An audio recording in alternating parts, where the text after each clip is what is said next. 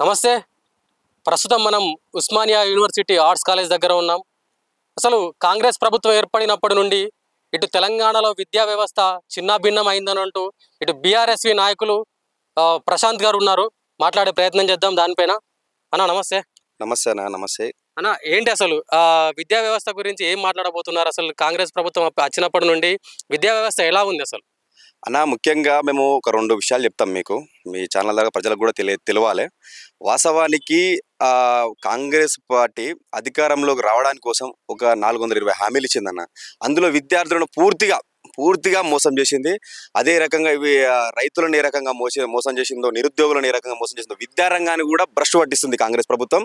ఇప్పుడు మనం చూసుకున్నట్టే మొన్న బడ్జెట్లో చూసినామన్నా, మనం 15% ఇస్తా అని ఎలక్షన్ల చెప్పి అధికారంలోకి వచ్చి ఇప్పుడు ఎంత ఇచ్చింది అనుకుంటున్నాం అన్న? 7.5 ఇచ్చింది. 5 ఇచ్చి ఇక్కడ ఇప్పుడు మనం రీసెంట్గా మనం చూసాము, ఇక్కడ ప్రతి ఒక్క గురుకుల విద్యార్థులు సంవత్సరానికి 50 సంవత్సరం కూడా అయితే కాంగ్రెస్ పార్టీ 58 మంది చచ్చిపోయినారు ఇప్పటికీ. అదే ఇప్పటికి మనం చూసుకుంటే ఉస్మానియా యూనివర్సిటీలో ఇప్పటికి కూడా ఒక టీచింగ్ లేదు, నాన్ టీచింగ్ సరిగ్గా లేదు. విద్యార్థులు చాలా రకంగా ఇబ్బంది పడుతున్నారు. నిన్న మనం రాత్రి చూసుకున్నట్టయితే మధ్యాహ్నం నుండి విద్యార్థినులు నీళ్లు లేక వాళ్ళకు చాలా ఇబ్బంది పడుకుంటారు. రోడ్ల మీద ఒక లేడీస్ హాస్టల్ వదిలిపెట్టి రోడ్ల మీద 4 గంటలు కూర్చుంటారంటే మనకు అర్థమైపోతుంది వాళ్ళు ఎంత బాధలో ఉన్నారు, ఎంత ఇబ్బంది పడతా ఉందో. నైట్ 11-12 అయినా కానీ సమాధానం రాలే వాళ్ళకు.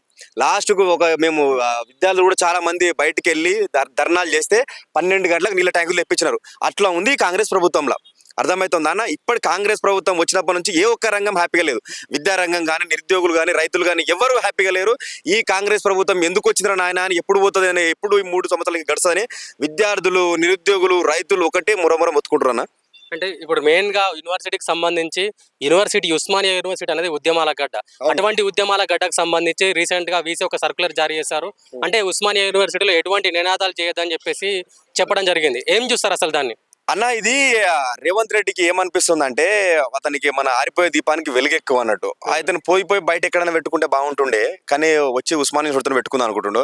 అరే, మాకు డిఎన్ఏలో ఉంది అన్న కొట్లాడే తత్వం, మా డిఎన్ఏలో ఉంది. ఇక్కడ నుంచి ఎన్నో ఉద్యమాలు స్టార్ట్ అయ్యి ఇక్కడ నుంచి విజయాలు. అరే, తెలంగాణకు గుండెకాయ కదా ఉస్మానియా యూనివర్సిటీ. అరే, తెలంగాణ ఊపిరి కదా ఉస్మానియా యూనివర్సిటీ అంటే. దమ్ముంటే రమ్మన్ పెట్టుమని మేము చూస్తాం. అదే ఒక దళిత వీసీ వచ్చిన చాలా మంది హ్యాపీగా ఫీల్ అయినారు. అదే ఆ దళిత వీసీతోని ఇక్కడ ఉన్న విద్యార్థి, ఇక్కడ యూనివర్సిటీలో 90% ఎస్సీ ఎస్టీ బీసీలే ఉన్నారన్న. వాళ్ళని దృష్టిలో పెట్టుకొని వీళ్ళు ఇక్కడ నుంచి చదువుకోవద్దు.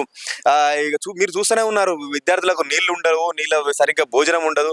రమ్మని ఏ ఒక్క లీడర్ వస్తాడు రమ్మన్. ఇవాళ ఇక్కడికి ఏ ఒక్క కాంగ్రెస్ లీడర్ వస్తాడు రమ్మన్. బట్టలు ఇప్పి కొడతారు. ఇక్కడ మేము కొట్టాలి, లేడీసే కొడతారు. అంటే ఇక్కడ ఖచ్చితంగా రాజకీయ కుట్ర ఉందని అంటారా? 100% రాజకీయ కుట్రనే ఉంది కదా. అరే, ఇది చూడు ఒకసారి, మీ కెమెరాలు చూపి. అంత పోలీస్ వ్యవస్థ అనేది ప్రజాపాలన అని చెప్పినాడు. ఎంతమంది పోలీసులు అన్నా? ఇది పోలీస్ స్టేషన్లు అయితే మన విద్యా సంస్థల. ఇక్కడ దాదాపు 150-200 మంది పోలీసులు ఉంటారు, పోలీసు బలగాలు. విద్యార్థులకు చదువుకోవాలా, ఇది పోలీసు వ్యవస్థ భయం అవుతుంది ఇక్కడ కాంగ్రెస్ ప్రభుత్వంలో. అంటే మెయిన్ గా ఇప్పుడు ఈ సర్క్యులర్ జారీ చేసి 15 డేస్ కి ఎక్కువనే అవుతుంది. సో అంటే మీరు వీసీని కలిసే ప్రయత్నం చేశారా మీ విద్యార్థి సంఘం నాయకులందరూ కలిసి? అరే, ఎక్కడ కలిసిడన్నా, మేము ఇప్పటికీ బీఆర్ఎస్ ఏమో అసెంబ్లీ ముట్టడించింది. అన్ని లెఫ్ట్ సంఘాలు, అన్ని సంఘాలు కలుపుకొని ధర్నాలు చేసినాయి. ఇంతమంది ఒక 550 మంది విద్యార్థులు కేసులు పెట్టినారు. ఎవరు అడిగితే అక్కడ కేసులు పెడుతున్నారు. ఇవి కాంగ్రెస్ ప్రభుత్వంలో ఏముందంటే ఉస్మానియా స్టూడెంట్కి మనల్ని కూర్చోబడతా ఉంది రేవంత్ రెడ్డికి కానీ, మంత్రులకు కానీ ఉత్సాహపడుతుంది కాంగ్రెస్ ప్రభుత్వం అంటే. వాళ్ళకి తెలుసు కాంగ్రెస్ పార్టీకి ఉస్మానియా దెబ్బేందో. రాహుల్ గాంధీకి తెలుసు, ప్రియాంక గాంధీకి తెలుసు, సోనియా గాంధీ తెలుసు. ఆ ఉస్మానియా యూనివర్సిటీని మేము గవర్నమెంట్ వచ్చినాక ఏ రకంగా విద్యార్థులను ఇబ్బంది పెట్టాలనుకున్నారో ఇప్పుడు ఆ రకంగా పెడదాం అనుకుంటున్నాం. కానీ ఆ ఢిల్లీ అధిష్టానానికి కానీ, ఈ పెయింటర్కి కానీ మేము భయపడే దాఖలాలు ఉండవు. కాబట్టి ఖచ్చితంగా రేవంత్ రెడ్డి బట్టలు ఇప్పి మేము ఈపుకు పెయింట్ వేయాల్సిన రోజు దగ్గరలోనే ఉన్నాయి. అంటే మెయిన్ గా ఇప్పుడు రానున్న రోజుల్లో ఒకవేళ ఈ సర్క్యులర్ వాపసు తీసుకోకపోతే మీ విద్యార్థి సంఘాల నాయకుల నుంచి అసలు ఎటువంటి కార్యాచరణ చేయబట్టబోతున్నారు? రేవంత్ రెడ్డి ఏమనుకుంటున్నాడంటే, ఇక్కడ ఈ సర్కులర్ ఇచ్చి విద్యార్థులకు గొంతు నొక్కుదాం అనుకుంటున్నాడు. కానీ అతని గొంతు మేము నొక్కుతామని అర్థమైతలేదు. ఖచ్చితంగా ఈయన ఇప్పుడు మాత్రం ఖచ్చితంగా దాన్ని సర్కిల్ వెనక్కి తీసుకోకుంటే అన్ని సంఘాలు కలుపుకొని అసెంబ్లీ గోడలు బద్దలు కొట్టి అది ఎట్లా సర్కిల్ వెనక్కి తీసుకోవాలో మాకు తెలుసు. ఉద్యమం చేసడంలో మాత్రం తెలియక మేము సోయం లేదు.